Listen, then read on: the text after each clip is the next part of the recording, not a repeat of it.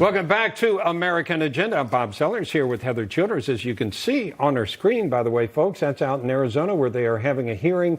Rudy Giuliani and some others are gathering to talk about some questionable evidence that they found during the election, during this go-round. And the members of the Arizona State Legislature are a part of that and in there, holding the hearing there in Phoenix on some irregularities. So joining us now to talk about what's happening and to weigh in on that, Ford O'Connell, along with Kelly Hyman. Ford, let me start with you. By the way, Kelly, a Democratic strategist, and Ford, just somebody that knows everything in the world. So I'll start with you, Ford. We've gotten to the point now, it looks like Mr. Giuliani and company are having trouble getting traction in the legal system, but they're trying to appeal to people, it looks like politically at this point. Is that where this is going? Well, that does appear to be where it's going in terms of Rudy Giuliani and the Trump legal team. Obviously, they'd like to go to the United States Supreme Court and go through that channel. But they also do have a channel, according to the Constitution, which says if they can convince enough state legislatures that there have been massive voter irregularities, and this isn't about overturning an election, but getting one right where every legal vote counts, they do have a tiny window of making that case. You know, Kelly, nice to see you, first of all, to speak with you again.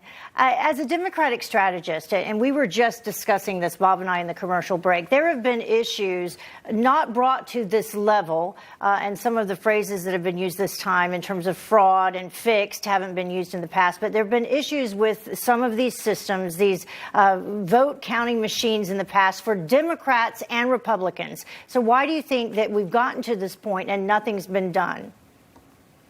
Well, you know, I hope that we can unite as a country and not divide as a country and work together. It's really important that people vote and their vote be counted. However, I haven't seen any type of evidence to substantiate any type of fraud. The American people got out and voted, and they overwhelmingly, over 5 million people, decided that they want Biden over Trump. If there is some kind of irregularities in regards to, you know, voting machines or something like that, then that's important and that needs to be addressed because it's really important people get out and vote. But I haven't seen anything to help substantiate any type of fraud. We have to remember that lawsuits have been filed in the court and Trump has every right to pursue his legal matters. But these lawsuits have been thrown out for lack of evidence. Ford, have you seen anything that gives you concern? Yeah, I think there's a lot of things that give me concern in terms of transparency, and it's not just the questions about the voting machines. It's also questions about the mail-in ballot process and also signature irregularities. I think that Kelly's overshooting this when she says that the lawsuits have been thrown out. There's a reason why a lot of these lawsuits have not been taken up by the courts, and that is they're not saying that there isn't evidence of fraud. What the courts are arguing is there may not be enough evidence of fraud, malfeasance, or human error to change the voter outcome. But to say that there's no evidence of fraud is extremely hypocritical, particularly from the Democratic Party, who in 2016 screamed Russia, Russia, Russia, and the media bought into it.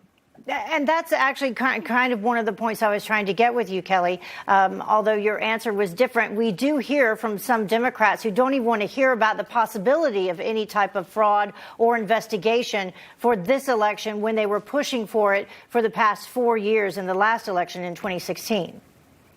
Well, I would say that if there is evidence, absolutely, we should. And in 2016, there was evidence to help substantiate Russian influence into the election. Having said that, absolutely, we should make sure that our system is well protected and that every vote is counted and mattered, because that's the basis of democracy. And absolutely, I think that there should be, if there is sufficient evidence to help establish that, to make sure that our elections are safe and secure for people. Yeah, I guess, Ford, one of the questions is what's the remedy if there are issues, even some issues of fraud, right?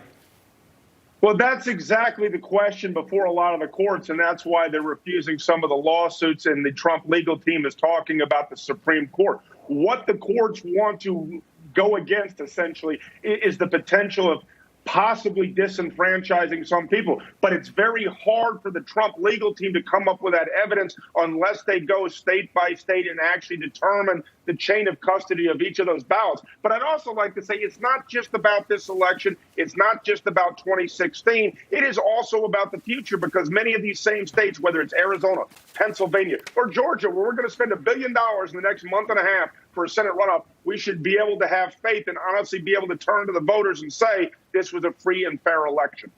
All right. Last word, Kelly. Well, thank you so much for having me on the show. I really appreciate it. As I stated before, the people got out there and voted, and there hasn't been any evidence of any type of fraud. Trump has said before the election there was going to be, fraud and mail-in ballot, and I believe that the people that preserved our election and made sure that people's votes were counted and it was safe and secure. A lot of people still uncomfortable with how this has turned out and some of the evidence, so I'm sure this is not the last one we're going to be talking about. Nevada's up next. So Kelly and Ford, thank you so much for being with us. And folks, thank you for being with us. Yeah. Join Heather and me again tomorrow. What time are we on? I think we start at 2. 2. Okay. All right. Bye-bye.